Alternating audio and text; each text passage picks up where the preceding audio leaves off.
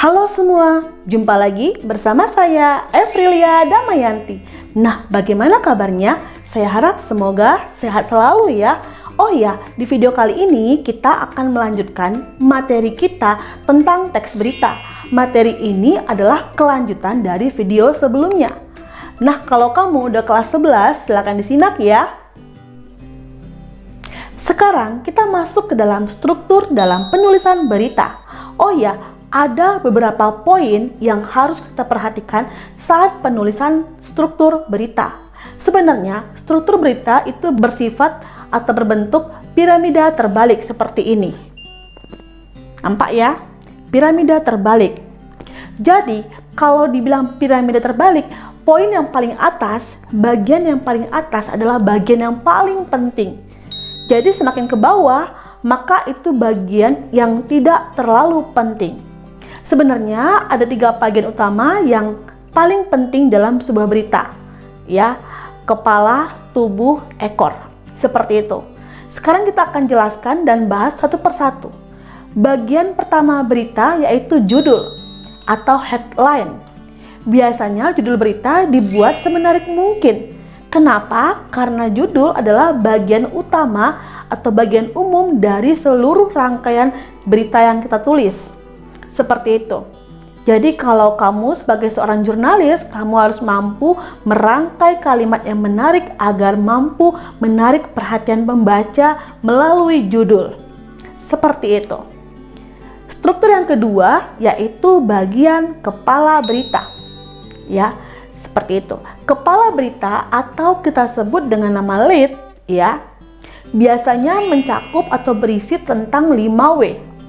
What, when, why, who, how, ya, dan sebagainya. Apa, di mana, kapan, siapa, mengapa. Nah, bagian ini biasanya berisi poin-poin penting 5W. Kenapa bagian ini biasanya paling banyak dilirik oleh para pembaca? Biasanya bagi para pembaca yang tidak memiliki waktu yang banyak untuk membaca koran, mereka hanya cukup membaca di bagian kepala berita saja. Di sana udah mencakup poin-poin penting dari berita, yaitu apa, di mana, kapan, siapa, mengapa. Seperti itu. Adapun contoh dari kepala berita seperti ini kalimatnya. Telah terjadi kecelakaan di Jalan IR Soekarno Muhammad Hatta pada pukul 5 dini hari.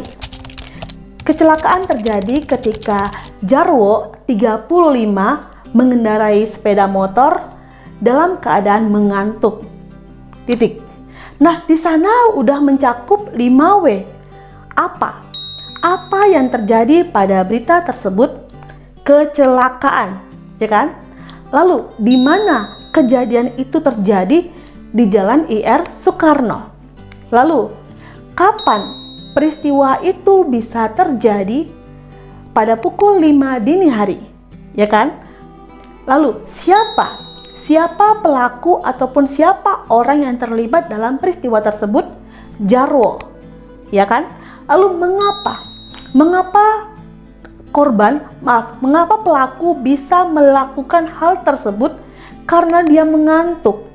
Nah, kelima poin itu bisa kita temukan di bagian lead ataupun kepala berita. Jelas ya? Selanjutnya yaitu bagian leher berita atau perangkai atau bridge, ya, bahasa Inggrisnya bridge, seperti itu. Biasanya leher berita itu menghubungkan antara kepala berita dengan tubuh berita. Di sana bisa dipaparkan tentang how, bagaimana. Jadi kalau dibilang bagaimana berarti di sana ada proses. Jelas ya?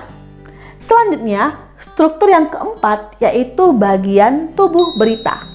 Bagian tubuh berita adalah penjabaran dari 5W plus 1H yang telah dipaparkan sebelumnya.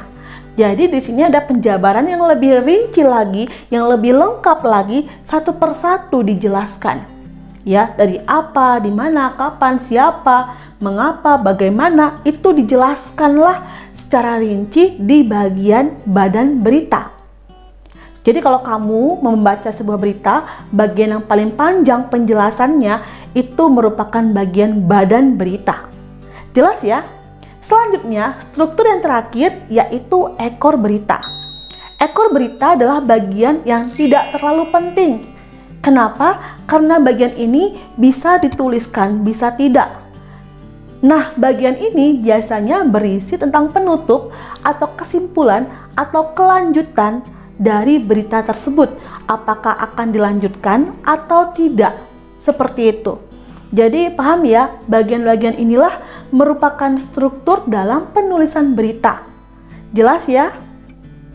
Baik, sekian pertemuan kita hari ini ya. Nah, kalau kamu suka dengan video saya kali ini, saya mohon dukungannya untuk like, comment, share, subscribe, dan jangan lupa nyalakan tombol lonceng di sebelah kanan agar kamu mendapatkan notifikasi video terbaru saya. Terima kasih.